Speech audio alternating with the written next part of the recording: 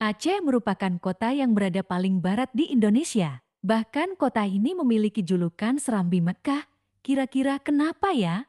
Ternyata julukan tersebut tak lepas dari pengaruh kerajaan atau Kesultanan Aceh. Pada abad ke-17, Kesultanan Aceh berada pada puncak kejayaan sehingga pengaruh agama Islam tersebar secara luas dalam kehidupan masyarakat. Perkembangannya begitu pesat hingga akhirnya Aceh menjadi kiblat ilmu pengetahuan Islam. Yuk, kita simak lebih lanjut pembahasan kerajaan yang berada pada daerah istimewa ini. Cikal bakal menjadi kerajaan Aceh bermula dari adanya kerajaan Indrapurba yang terletak di Lamuri. Pada tahun 1059 sampai tahun 1069 Masehi, tentara Cina menyerang kerajaan Indrapurba yang waktu itu dipimpin oleh Maharaja Indra Sakti. Ketika peperangan terjadi, Kerajaan Perlak sebagai sekutu dari Kerajaan Indrapurba mengirimkan 300 pasukan, di antaranya terdapat pemuda kuat yang bernama Murah Johan yang memimpin pertempuran. Akhirnya, tentara Cina dapat dikalahkan dan diusir mundur. Untuk membalas jasa Murah Johan, maka Maharaja Indra Sakti menikahkan anaknya dengan pemuda tersebut. Setelah itu, Murah Johan yang bergelar Sultan Alaidin Johan Shah menggantikan mertuanya yang telah wafat sebagai raja di Kerajaan Indrapurba, kemudian kerajaan tersebut berganti nama menjadi Kerajaan Darussalam yang terletak di Bandar Darussalam. Hingga akhirnya sampailah pada generasi ke-11, yaitu Sultan Ali Mogayat Shah. Dalam perkembangannya, Sultan Ali Mogayat Shah pendiri Kerajaan Aceh Darussalam, di mana awalnya bernama Kerajaan Darussalam. Bukan hanya itu saja, Sultan Ali Mogayat Shah juga menyatukan kerajaan-kerajaan kecil yang berhasil ditaklukkannya di bawah naungan Kerajaan Aceh.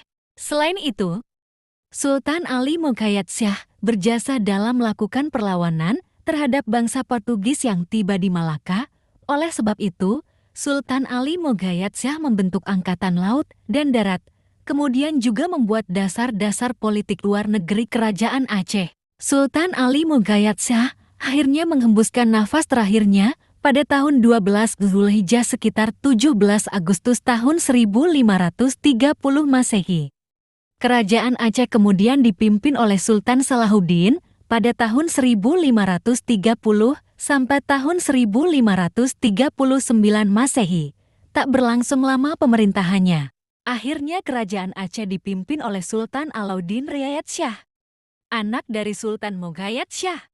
Pada masa kepemimpinannya, Kerajaan Aceh mengalami penyerangan oleh Portugis yang dibantu oleh Kerajaan Johor, Perak, dan Pahang yang saat itu sedang memusuhi Aceh.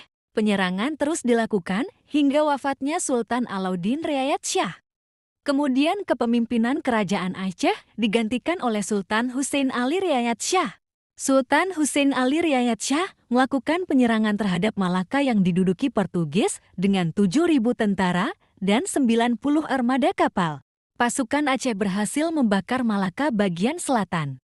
Namun penyerangannya ini dikatakan sia-sia saja, sebab Malaka bertahan dan semakin memiliki tekad untuk membumi hanguskan kerajaan Aceh. Kemudian, Sultan Hussein Ali Riayat Shah digantikan oleh anaknya Sultan Muda. Ia dinobatkan saat usianya masih belia. Setelah menjabat kurang lebih 7 tahun, Sultan Muda dikabarkan wafat dan mengakhiri masa pemerintahannya. Oleh sebab itu, ia hanya dianggap sebagai Sultan bayangan karena hanya memerintah dalam waktu singkat. Selanjutnya, kepemimpinan Kerajaan Aceh dialihkan pada Sultan Si Alam, anak dari Sultan Alauddin Riayat Shah. Dikisahkan bahwa Sultan Si Alam sangatlah kejam hingga akhirnya wafat karena dibunuh dalam waktu pemerintahannya yang sangat singkat. Selanjutnya Aceh dipimpin oleh Sultan Zainal Abidin. Namun, sayangnya tak berlangsung lama dalam memerintah. Sultan Zainal Abidin turun dari tahtanya karena dinilai sangat kejam. Pada masa inilah, Aceh mengalami krisis dinasti, hingga akhirnya Sultan Alauddin Mansur Shah dijadikan pemimpin. Ia adalah anak dari Sultan Ahmad dari Kerajaan Perak.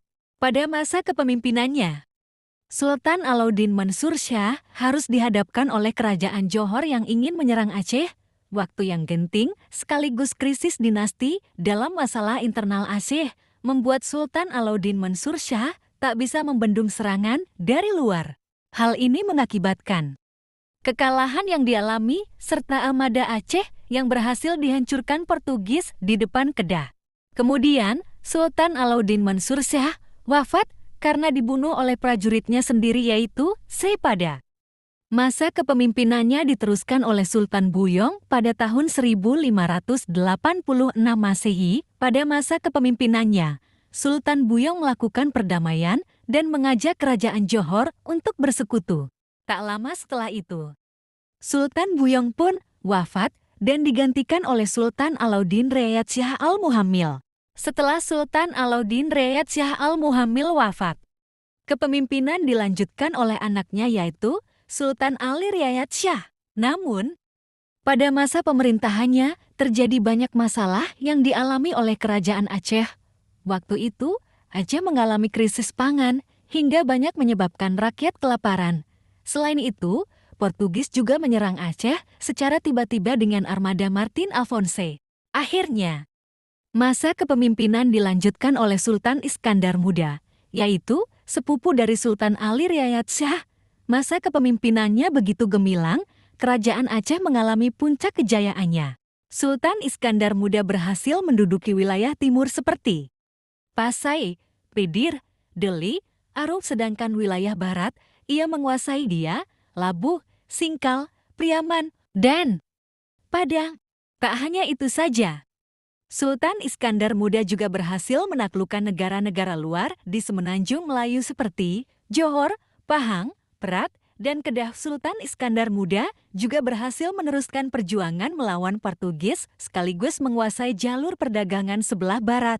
Ia memimpin kerajaan Aceh selama 29 tahun dengan pencapaian-pencapaian yang luar biasa, hingga mendapat julukan Marhum Mahkota Alam. Cuma itu yang bisa disampaikan oleh Kelakar 45. Dukung terus channel ini dengan like, komen, dan subscribe.